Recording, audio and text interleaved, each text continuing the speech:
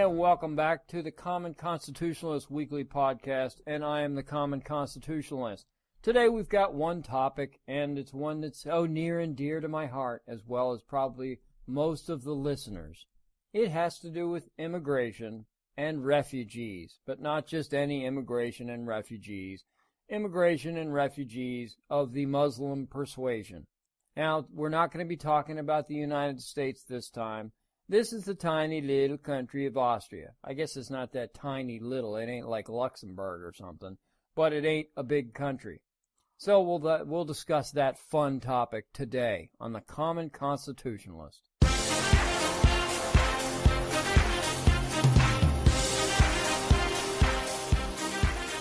You are listening to the Common Constitutionalist, broadcasting from an undisclosed location, free from the prying eyes of establishment black helicopters.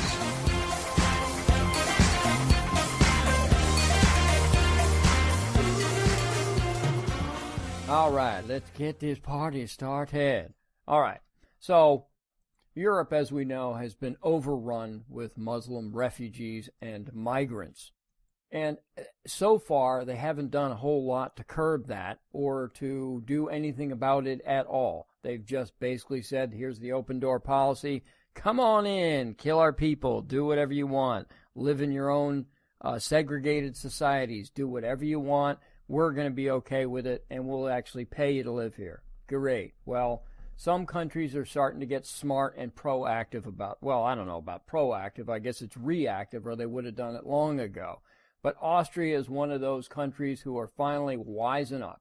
And this is from, well, I got this from several sources. From the Daily Mail, of course, Al Jazeera, New York Times, the Post, everybody basically has been writing about this. So it seems that Austria is passing new laws that ban face veils, force migrants to attend integration courses, what a novelty, and asylum seekers to carry out unpaid public work. Yeah. Under the new legislation approved by the Austrian parliament last Tuesday, women who wear clothing that covers their faces, such as burqas and niqabs, in places like universities, public transportation, or courthouses, will now face fines of about 167 American dollar, or about 150 euros, I guess it is. And this legislation that's been signed into law will take effect in October of this year. Yeah. And some were not that thrilled about this. An estimated 3,000 took part in a rally calling for the law change to be abandoned, accusing the government of, what else? Islamophobia. Of course it is. That's their go-to thing, okay, for Islamist apologies and Muslim apologists, or whoever you want to call, however you want to classify them. It's the same as the Americans go to. The left, American left's go-to is, what do you think? Racism, of course. So anything that has to do with Muslim supposed oppression or whatever, their go-to is cry Islamophobia, and that'll shut them up. Well, apparently the Austrians have had enough, and it ain't shutting them up. And among the 3,000 who took part, there were placards and signs and posters and all sorts of neat stuff. Placards declaring that wearing a veil is a personal choice. And protesters claim that the measure is both, of course, sexist and anti-Muslim. Yes, of course it is. They accuse the Austrian government of attacking their freedoms. And Russia Today reports that chants included, "Hey, minister, hands off my sister." I guess that's as close as they could get. Hey, and hands off my sinister. I don't know. And maybe it doesn't translate well into English from German or whatever. So this guy, Farid Havez, political scientist at the University of Salzburg and editor of the European Islamophobia Report. So you know they're telling nothing but the truth at the European Islamophobia Report. That ain't too over the top, is it? Said that the ban was just the latest move imposing restrictions on Muslims. In 2015, Austria, home to 600,000 Muslims, passed a bill requiring, the nerve of these people, they passed a bill requiring imams to be able to speak German. Oh, the horror. So 600,000 Muslims, that doesn't seem like a lot. America has 3.3 million Muslims, maybe 3.5 million Muslims in our country. Of course, then again, this ain't apples to apples either, because United States of America has about 320 million residents. Notice I didn't say citizens, residents of this country, whereas Austria only has about 8.5 million, and 600,000 of them are Muslim immigrants. Wonderful. So they have a potential integration assimilation problem, don't you think? Well, they sure do. So the other elements of the legislation, other than not being able to wear complete face veils, include the integration courses, German language lessons, and requirements that asylum seekers do unpaid work while awaiting processing of their claims. Under the new law, migrants who do not meet the requirements could see their welfare benefits slashed. So they're getting paid to just sit around collecting welfare and being migrants and not assimilating, not integrating, not speaking German, and until this law goes into effect, not having to do basically anything. And they're calling this it's a 12-month integration course, and it's only for migrants who have a good chance of staying in Austria. If you got pretty much no shot of staying, that you're going to be sent packing, then you don't have to attend this integration course, because what would be the point in that? And some would say, they're making them do unpaid public work. Is that even fair? Some might say, that's slave labor, isn't it? Well, no, it's not.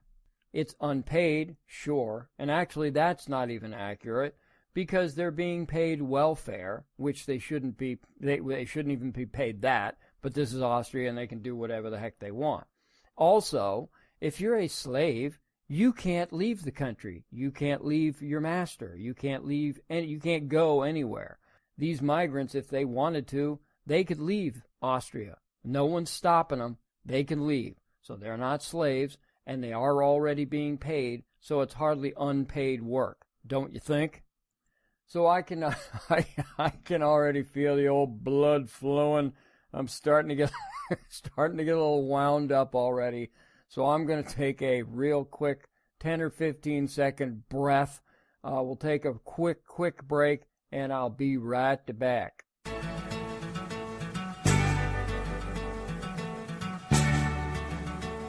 You're listening to The Common Constitutionalist.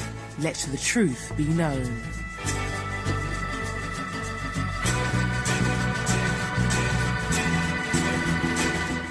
Okay, I'm back and feeling oh so much better. Yeah, baby. So starting in October, when this law becomes it goes into effect, the police are going to start handing out fines to women found wearing burqas and niqabs at universities, courts, or on public transportation. So these people, they're not going to get a warning. They're not going to get a warrant to come see a judge or something and hand out the fines and whatever. The coppers are just going to stop them on the street and say, "Achtung, baby, here's your fine. Pay up, lady." We assume that you're a lady under there, because we can't tell, because you're covered in a big black bag. So that's the way it's going to work. And $167 or 150 euros. I mean, I don't know what these guys these gals are getting paid for welfare benefits, but I'll guarantee you that it can't be a whole heck of a lot. And so if you continue to wear your burqa about town, baby, and you start accruing a bunch of fines, it's going to put a serious dent in your wallet, I would think, or I don't know, do they carry handbags? I don't know what they carry underneath those things. At any rate, so I would think that this is going to hurt, and it will probably have the desired effect, I would hope. So these integration classes would offer German courses and teach asylum seekers about the ethics, values, and cultures of the country. I guess like they're going to learn the Nazi salute, and they're also going to be required to read Mein Kampf. I'm just obviously kidding about that. Although, actually, when you think about it, it really isn't that far-fetched, considering how closely the Nazi dirtballs worked with the Muslims. They worked very close together during World War II, and some of the Muslim leaders were actually fanboys of Adolf Hitler, cabin boys. But I'm obviously kidding about the Nazi salute and the requirement of the reading of Mein Kampf. And this is Austria all the way. They were, they weren't thrilled about being taken over by Germany. And also the ban, this one, I'll read it first and comment after. The ban is part of a larger package which also forbids the distribution of the Quran. I'm not sure I'm not all in with that. I don't know. I mean, it would be like somebody banning the distribution of the Bible. If you're a Muslim and you want to read the Quran, you want to distribute it to others, that's fine and dandy. I'm sorry, I'm just not buying that. But again, this is Austria. This is their own country, and they can do with it what they wish. I think this is this is an overreaction to a problem they've had for a long time. And if they had been proactive, they wouldn't have this problem, so they wouldn't have to ban the distribution of the Quran.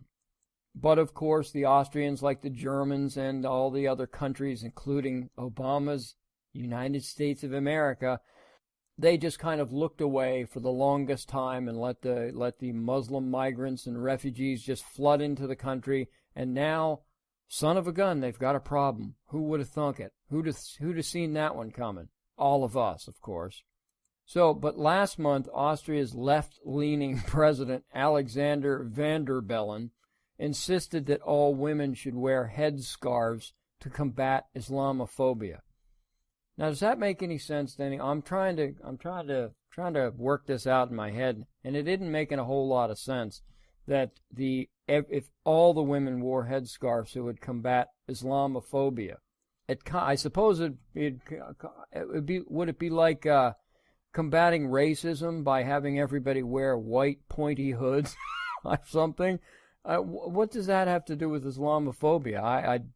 I don't know. It's a safety and security issue. It has nothing to do with Islamophobia. It has nothing to do with Muslim women. It's a security issue. You know what you can hide under those things? Plenty.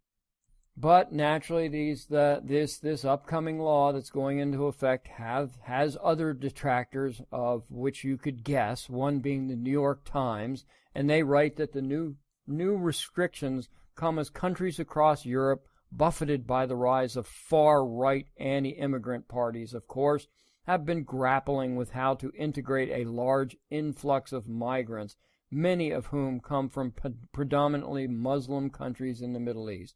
Oh yes, they've been grappling with it. And that's the thing, there is no grappling with it.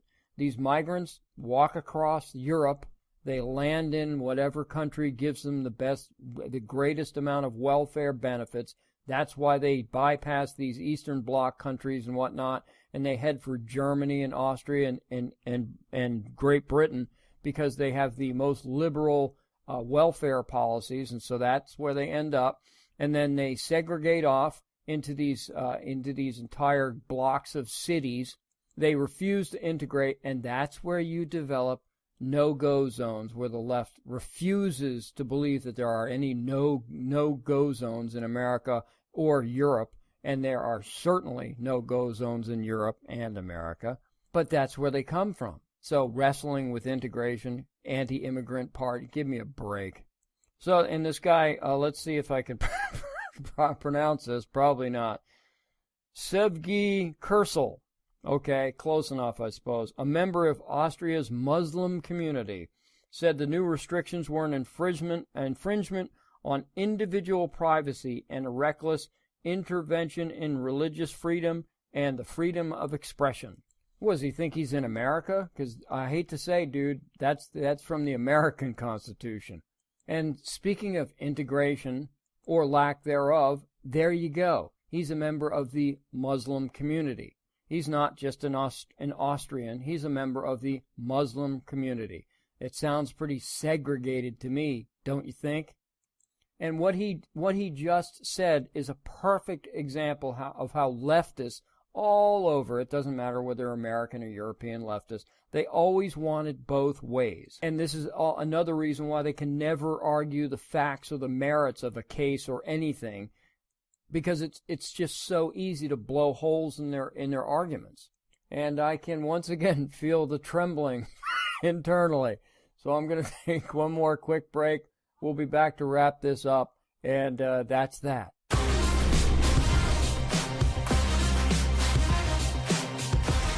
You're listening to me, the Common Constitutionalist. Yeah, baby! Yeah.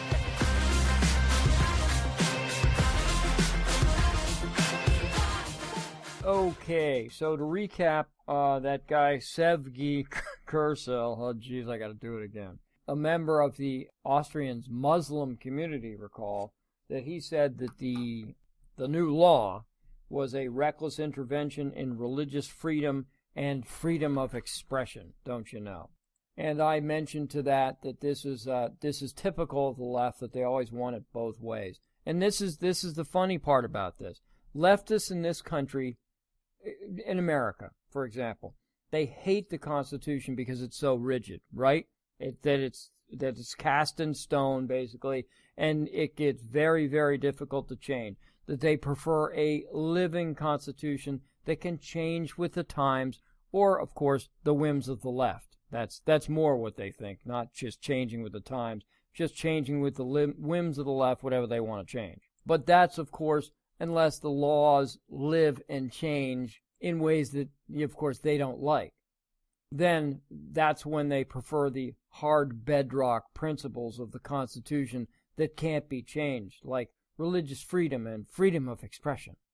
But then another caveat is that unless you're expressing something like Christianity that they don't like, and then it's back to living and breathing again. Or if they don't like, they just classify it as hate speech, and then that way we can be stopped or muzzled because it's classified as hate speech, and that's it's just all so convoluted. It's ridiculous, but that's the typical left, and it's the same left in Europe, left in wherever, left in Australia, left in the United States, left in Canada. They're all the same. They're all cut from the same cloth. Maybe it's Burqa cloth. Yeah, baby. Sorry, that was uncalled for. So, speaking to the students at the House of the European Union in Vienna, he said, this Sivga guy, or whatever the crap his name was, "It is the right of a woman to dress herself however she wants." This is like abortion, right? That it's the woman's right. That is my opinion about it. Besides that, not only Muslim women, every woman could wear a headscarf. And if it goes on, and I am probably already on that next question, with actual rampant Islamophobia, the day will come that we must ask all women to wear headscarves. We must ask? No, is what it would end up being is we would demand or command all women to wear headscarves. That's what it's leading up to, isn't it? And this all sounds eerily familiar. It sounds like, oh, that's right, Sharia law. And isn't that what we and they are trying to prevent over there in Austria and here in America? The spread of Sharia law. And as a pure practical point, all right, if you could get one of these ladies anonymously in a room and just sit her down and have a little conversation and just say, look, if you had your druthers anonymously and your name will never get out, so your head will be chopped off in some foreign land, how would you actually like to dress? Do you think that they would choose to dress themselves in a black bag, head to toe? Is that the woman's choice? I suppose if they would choose that, but there is no freaking way on this planet that if they had their druthers that they would choose to dress that way when the men are walking around in shorts, tank tops, and flip-flops. Give me a freaking break. But isn't that why so many other cultures have adapted and adopted wearing the burqa? Oh, that's right. None of them have. Gee, I wonder why. Maybe because, A, it ain't very fashionable, that's for shizzle. and it's probably hotter than crap, and it's uglier than crap, and so that's the reason. So it's nice to see that the Europeans are finally getting it. That they're waking up, I guess better late than never. And they're finally figuring out that unless they force integration on these people, and I don't know how that's going to work. You can't force somebody to integrate. They could fake it for a while or something like that, just enough to pass whatever test or something, I don't know. But not enough of these people, I would think, want to integrate. They just want to live in Europe because it's safer than the Middle East. They want to get paid for doing nothing. And there's enough of them there that want to dominate Europe. Islamists that want to dominate Europe. So I don't know how this integration crap is going to go, but you got to hand it to Austria for at least, kudos to Austria for at least giving it a shot. They've got to do something, right? Isn't that the old political mantra? We have to do something. Well, they're at least trying something, and bully for them for doing so. So this is the Common Constitutionalist ending this fun fest. I hope you guys have a great balance of the weekend, and we will talk at you next week. Thanks for listening.